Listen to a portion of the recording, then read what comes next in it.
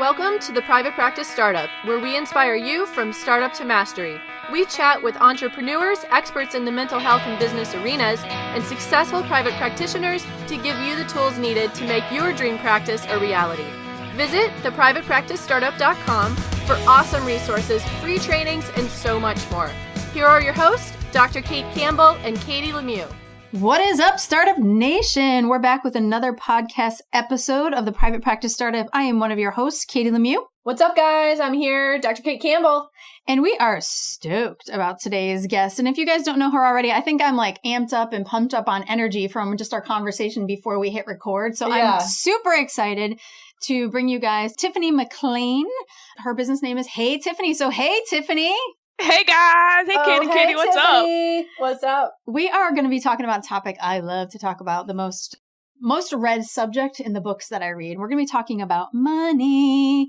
So her topic is 4 ways to lean in and make bank in your private practice. Woo woo. So before we get started, we hope that you guys joined us last week on our podcast episode with Michael talking about Facebook ads. The struggle is real. So he gave some awesome tips on that, and he made it really just easy to understand. Great analogies, great stories. You guys will want to listen to that if you haven't already. And before we get started, though, if you're a first-time listener, we wanted to say thank you for joining us and listening to us. We hope you become a loyal listener and you are already part of Startup Nation. And we had a special gift for you. Head over to privatepracticestartup.com and go to the resources tab. There we have a gift. You can download your A to Z cheat sheet, Essentials for Building and Growing Your Dream Practice. And if you are one of our loyal listeners already, we want to thank you and really appreciate your listenership. And we want to assure that all of you guys are hanging out with us in the place we hang out most, Facebook, of course. So just look for the Private Practice Startup, ask to be part of the group, and we will approve you there and hang out and support you on your journey from startup to mastery. So before we get started, though, too, we want to just talk to you guys about our sponsor for this podcast. We wanted to thank Brighter Visions. Perry Rosenblum and his team over there have just been really extraordinary to us and to all of our loyal members in regards to helping therapists build websites that are very easily designed, customized to their specific needs. So Pierre and his team do an amazing job. And they also have a free gift for you guys. If you guys sign up through the Private Practice Startup, you get a free month. So we are going to list that link on our show notes page. So go ahead and check them out. And if they're a fit for you, have a conversation with them and make sure you're building your website through Brighter Vision. Awesome. So Tiffany, we are so excited to have you on the podcast today. I know I've been coming across your information just sporadically over, I don't know, I'd say probably about like the past 9 months to a year or something like that. And so you always stand out because your pictures are so captivating and energetic and full of personality. And so I've always been curious, like, who is this Hey Tiffany chick? So I'm so excited to be connected with you and having you here talking about money all the way from San Francisco. So yeah, tell us what led you into the business that you're in now. Hey guys. So first of all, I want to say thank you for having me on the show. You two are awesome. And anytime there are like women badasses who are teaming up to do awesome things, I love it. It's very exciting to me. So it was exciting to be able to be on your show and to learn more about your business. Awesome. Thank you. Good Absolutely. stuff. Yeah. So what led you into the business you're in now? So when I went to grad school, I knew that I wanted to make money. I knew I wanted to help people. And you notice I put those in that order. I didn't just say I wanted to help people because that's why we become therapists, because we want to help people. But I also wanted to be able to have a business where I was my own boss, where I could choose to work with the people I wanted to work with, where there was nobody above me telling me how I had to run my business or how I had to help people. So I initially got very excited about the practice building part and the marketing part. And for me, I knew that this was the way to both earn more, to be my own boss, to earn more, and to find the people that I was passionate about serving. So I had this idea in my mind. I really wanted to work on my clinical skills, but I also really wanted to work on the business piece. But as I started talking to people about business, other therapists, as I started to learn about business, I got excited about the ideas. I kept hearing over and over again from therapists who kept reinforcing the idea that money is bad or wanting money is shameful. You know, like I even had a professor, and I hear this all the time, a professor who said, don't expect to make money as a therapist, or, therapists often say, you know that, like, I didn't enter this field to make money. That's absolutely right. People kind of just these shaming comments around having money. And so I knew, even though I was curious and excited about the marketing piece, I knew that this conflict about making money was actually keeping therapists from, one, creating sustainable businesses and profitable businesses. It kept us from attracting the clients that we actually are passionate about serving and want to serve. And then also it kept therapists from being the best clinician they can be because these conflicts about money were showing up in their clinical work. It's interesting when you say conflicts, my immediate thought jumps to initially when I got into private practice. Well, number one, I had to do a lot of my own money work to go from community mental health to private practice. And I remember in that exchange of money at the end of session, I almost felt like a prostitute because it was like, we just had this like really intimate thing. And now I'm saying like, okay, pay me. And so that was like really uncomfortable, right? And so all this stuff begins to show up in our work with clients in regards to our own money stuff. That's so right. And because we're worried about money and conflicted about money, most therapists will actually, they'll have that feeling of, oh man, I'm like a prostitute. And then they'll just stuff it down or not look too closely at it. And that absolutely is impacting the clinical work. Of course it is. And sometimes then we might let our client like walk out the door and not pay us because we don't know how to say it. I remember I coached a woman, like a brief like hour coaching, and she was talking about her system and she feels uncomfortable talking about money. So she's not an insurance-based clinician. She's a private pay clinician. And the client, she was like backlogged on a whole bunch of money because she just didn't know how to talk about it. It felt uncomfortable for her. So this is a huge important topic. And we're so excited that you are talking with Startup Nation. Yeah. Absolutely. I don't know about you two, but nobody was talking about this in grad school. I went to a 2-year post-grad school program. No one was talking about it. Did you guys get any training on this when you were in school? That's a negative. Nada. Yeah. So Katie and I, we both got our degrees and I went on for my PhD, and there were no courses on private practice, no courses on business, no courses on money, no courses on entrepreneurship, nothing. So there's a real gap. And I know nowadays they're coming up with like one private practice course. There needs to be a whole track, a whole business track within the scholastic journey. So yeah. I totally agree. But I am glad to hear that they are offering at least one marketing course. That's more than I've heard before. So kudos to whatever school that is. I know, right? Yeah. A couple of years ago, I actually taught the first private practice course at Nova down here in South Florida in the master's and PhD program. That was a lot of fun. Yeah. They've since kept it going, which is really cool. So this kind of ties into this next question I want to ask you. Share with our audience something that you've had to overcome to be where you are in business today. Oh my gosh, I had to overcome so much. So, clearly we go into the things that we're curious about. So even though you see me now and I'm talking about money confidently and I'm talking about charging your fees and charging premium fees, these were not things that I came out the gate feeling comfortable with. And so I had to learn all of this stuff for myself. So actually, one of the concepts that had the most impact on me was this idea of a fixed mindset versus a growth mindset by Carol Dweck. Have you heard of this concept? No, tell us. Oh, it's fantastic. So she did this research to find out what differentiates people who are able to consistently achieve success from folks who are consistently stalled or stuck and not able to move forward. And she found this idea, what she calls a fixed mindset versus a growth mindset. People who operate from a fixed mindset have a sense that their belief is that people are born with innate skills or innate talents. And basically, some people just have it, charisma, musical talent, marketing, confidence. Some people just have it and some people don't. And inevitably, they fall on the side of people who do not. So when they see people being successful or when they want to move towards something, they get a sense of envy, hopelessness, impossibility. Like that's something those people just had. I do not. So that is in contrast to the growth mindset. And people who have a growth mindset have the idea that skills, confidence, charisma, these kinds of things are learned. And so when they see someone succeeding, they say, if that person can do it, I can do it too. Let me learn from them. I'm going to be psychic here for a second and say this must totally relate to our topic that making money is a skill. Yes. Oh my gosh. Absolutely. That's absolutely right. I think people look at me and they say, oh, she's so confident. Oh, she knows how to do this. That is not how it started out. Agreed. And I definitely have my own stories on that as well. So I love that idea between the fixed and growth, and it makes total sense. I haven't heard that before, but it makes perfect sense. It absolutely revolutionized the way I thought about my life. I was not aware that I had a fixed mindset before, but I did know I'd see people like you guys or other people in the space.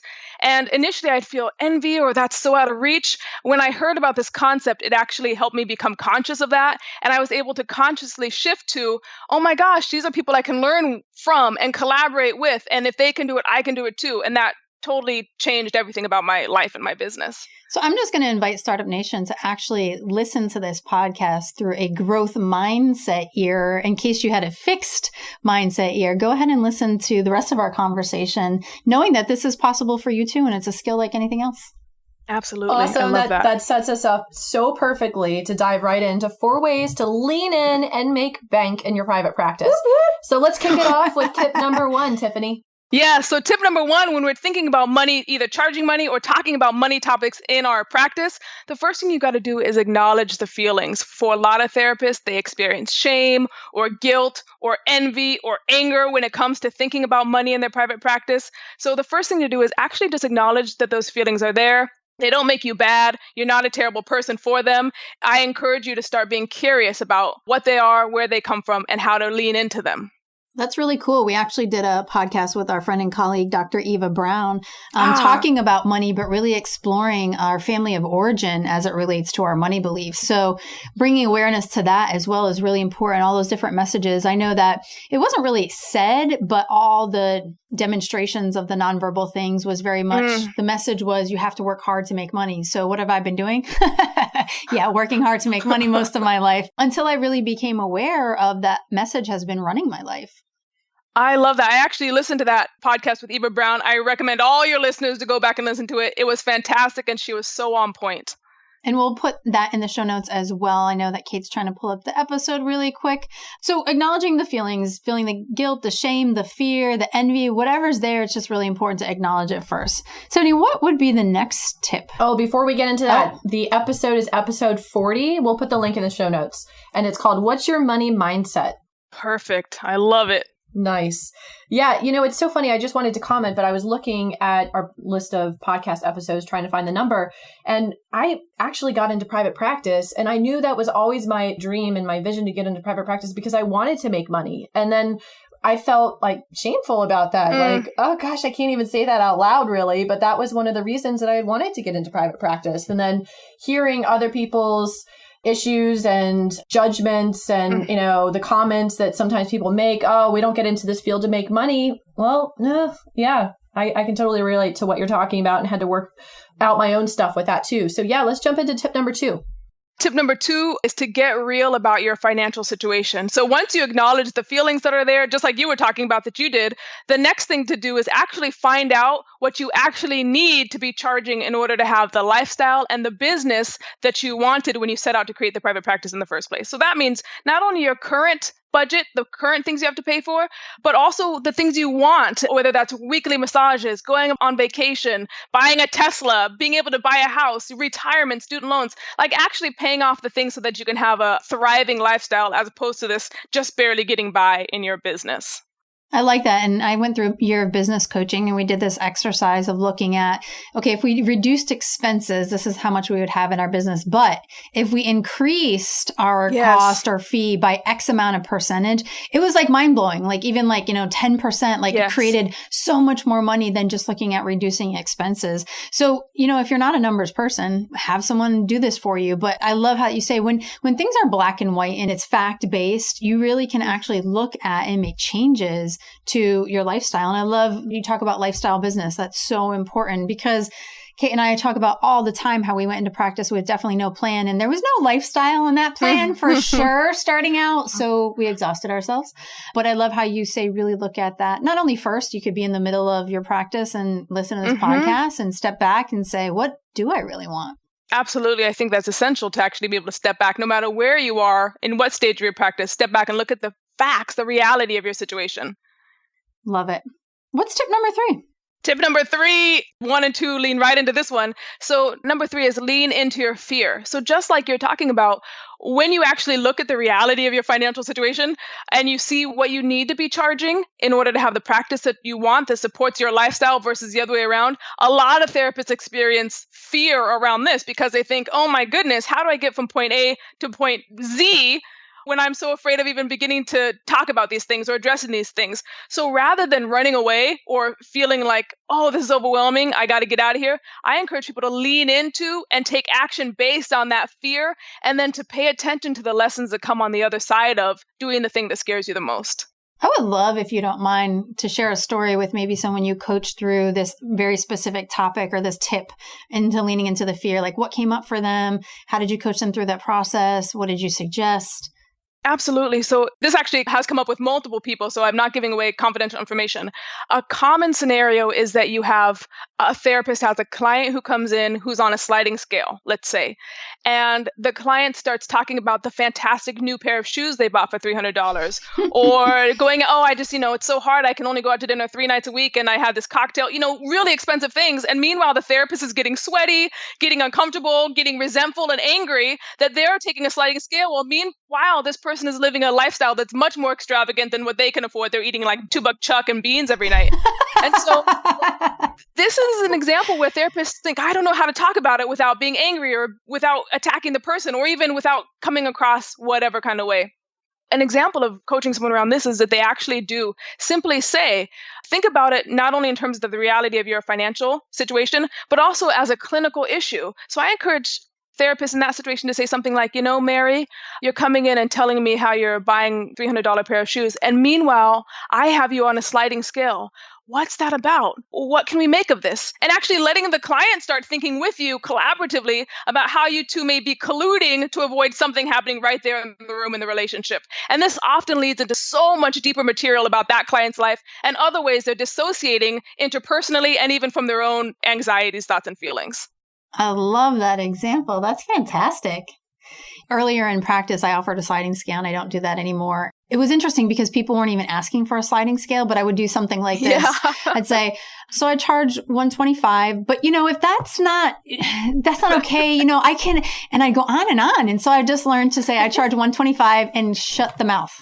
Perfect. The students in my program, one of them termed that the pause. When you say my fee is $125 and then that dreaded pause where you have to actually wait and be calm and patient and hear what the other person says, as opposed to just jumping in and offering a sliding scale when nobody's even asking for it. I know it was crazy when I would do that. Obviously, I charge a lot more now and there's no sliding scale. And if they ask for one, then I just refer them. But it took a lot of work and really self-reflection, even on those calls of what the heck am I doing? I would do that with my friends too. I would invite them to something and be like, yeah, but if you have other things, that's totally okay. I understand you're busy. And I'm like, well, am I inviting them or I'm not inviting them? I'm not clear. They're probably not clear. I love You're inviting them with an opt-out. It's like what concretely I say it's about money, but just like you're talking about, these actually go much beyond money. It's symbolic of all the other ways we're engaging with people in our lives.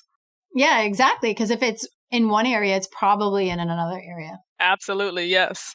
So share with us tip number 4. The final tip number 4 is invest in support. So a lot of therapists try to work through this stuff on their own. And also, our community reinforces these shaming money messages. And so we look around and our own fears are getting reinforced by the population around us, by the rest of the profession. So I encourage people to find either colleagues, but even more so consultants or courses that actually are teaching you how to develop these skills, how to build a private practice, how to lean into your money anxieties so that you can come out on the other side. Put your money where your mouth is and start investing in education to build your practice. I love that you said that. Can you say that again, actually? Yes. Put your money where your mouth is. Invest in the people who have gone before you and done the things that you're trying to do. I love that. It's so really important. I went to a Millionaire Mind Intensive and I actually invested $10,000 in education at that time. And by the end of May, we've invested a total, Kate and I as well, $15,000 in different education and training. And I can't speak enough when you invest in a system that works, the results that you'll get for yourself and your business are really extraordinary. And what you're investing is really a small amount when you're committed to taking the actions to get the results. So education is so, so, so important. And like Tiffany said in the beginning, guys, making money or raising your fees, it's just a skill. It's a growth mindset. That's absolutely right. It's nothing to be afraid of. It's just something that you can learn. Amazing tips. I just want to run through them again. So tip number 1 was acknowledge the feelings, feel the guilt, the shame, the fear, the envy, whatever comes up for you. Number 2 is let's get real about your financial situation, really looking at the facts. Number 3 is lean right into that fear. Tiffany gave us an awesome example of what that looks like. And number 4 is invest in support. Whoever that is, make sure that they have the results that you're looking for. I know that I love to read about money. I love to read about finances. And we have a ton of books in our must-read section under our resources tab at the Private Practice Startup. So you guys can check those out as well. Yeah, Tiffany, tell us, what do you want to make sure that our listeners with Startup Nation takes away from your message today? Oh, for sure. So I think people often use this idea of being special or unique to hold themselves back. Like, well, Kate and Katie or Tiffany can do that because X, Y, Z, but I can't do it because of my unique situation. I hear that from therapists all the time. So I actually want to encourage therapists to move into a growth mindset and start thinking, how can I make these things work for me? Who can I learn from? And how can I use my being special or unique to understand how can I tailor these messages and put them into action so that I can have the practice and the lifestyle that I want? That's awesome. I mean, so much of this is just with your mindset, and it almost ties a little bit into imposter syndrome, right? Like we hear a lot about that, nowadays. And I was just reading something on Facebook the other day about Ernesto Segismundo. He's posting about imposter syndrome. Do you need a hug or something like that? It just made me laugh because it is so about mindset. And, everything that you're sharing with us is just right on point. So if you could recommend a great book or resource to our audience on your topic, what would that be? Oh, absolutely. So there are 2 things. One is an article called Show Me the Money, the problem of, and the problem is in quotes, the therapist's desire, subjectivity, and relationship to the fee by Kachina Myers. It's a fantastic article that lays out all of these ideas and helps you think about how they may apply to you in your practice. And then the second one is my course, Lean In, Make Bank. It's not open now, but I offer it a couple of times a year that actually takes a cohort of therapists through this process with a lot of individual attention. Awesome. And you also actually have the Therapist Guide to Raising Fees right on your homepage of your website. Is that correct? That's absolutely right. So in those 4 tips I gave you, this is great for the second tip, getting real about your financial situation. If you sign up for that guide, part of what you get is an online fee calculator that helps you figure out exactly what your fee needs to be and how many clients you need to be seeing in order to have the practice that you want. So really fact-based and really getting real. Yes, it also comes with a guide that tackles the emotional aspect too. So it both has the feelings part and the concrete reality part. Well, Tiffany, you've been amazing. Your energy is just extraordinary. This was a very exciting podcast. I think your energy is great. It's contagious. It's contagious. There's the word I was thinking of. You've just been really awesome. And I know that our listeners are getting a lot out of your podcast here today. So guys, we want to make sure you listen next week. We are actually doing another reverse interview with Joe Sanok. We actually were on his podcast and we talked about the 6 reasons why S&M is essential for your business. Are you going, what is she talking about there? S&M and business? What? That's right. You guys will have to listen and find out what we're talking about. So we wanted to say thank you guys for joining us today. Definitely join us next time. We had a blast with Tiffany. She gave you some awesome tips. And for all the resources that we talked about, they're just going to be right on the show notes page. So just head over to privatepracticestartup.com. You'll get everything there. And we would love for you guys to subscribe, rate, and review to the podcast. It helps us to know that we're doing the job that you are asking for. And we also love your feedback. So we hope you guys have an amazing day and we'll see you later, Startup Nation. Thanks for allowing us to inspire you from startup to mastery. See you later, guys.